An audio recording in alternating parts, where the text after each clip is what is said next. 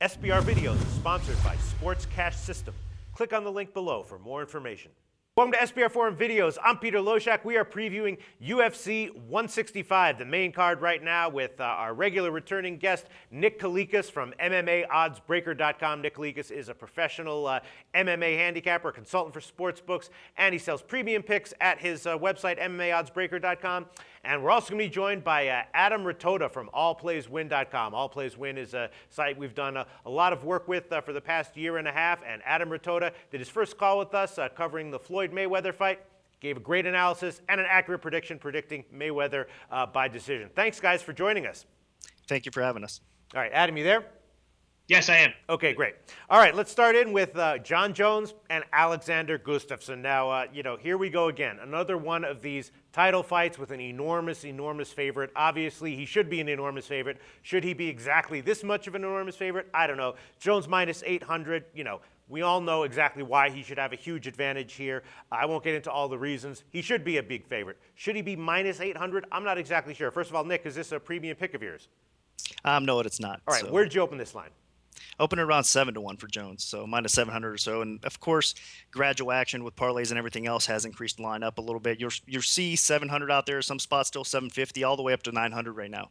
So where do you expect the action to come? I mean, do you think the public is just going to pound him on Jon Jones, even in parlays, straights, whatever?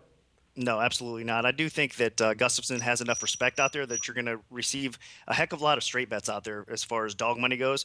I mean, he's definitely one of the top contenders in the division and a very talented fighter. So that tells you how much Jones is as far as capabilities above the rest of the division right now. I mean, the guy's head and shoulders above all. Adam Ritota from allplayswin.com. You gave us a great pick, picking Floyd Mayweather in a title fight as a big favorite. You said he had value at minus 300.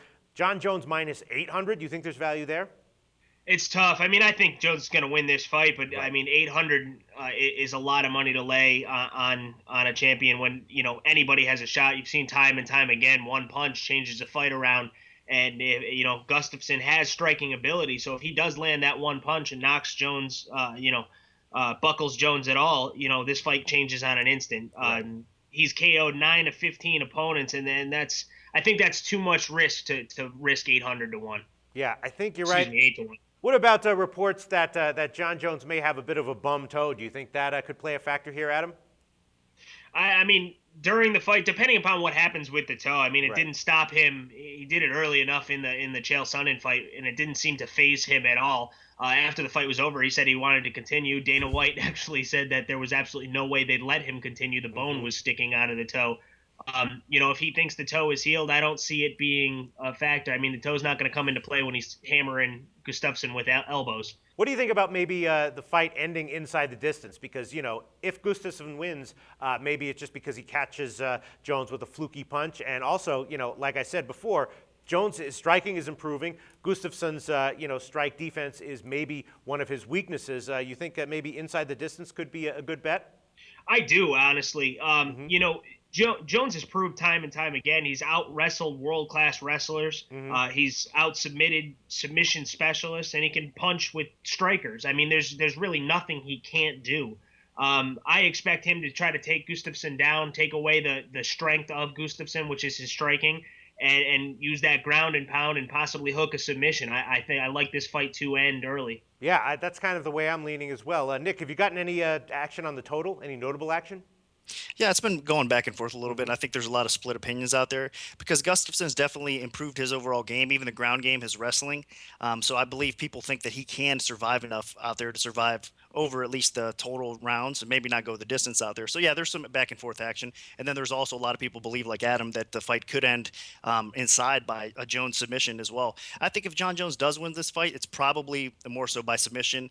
There's also the chance of going decision. I doubt it does because, like I said, both these guys just have so many skills on the table here, especially with Gustafsson. I mean, on the feet, there's no question he has the talent to end things against most light heavyweights out there.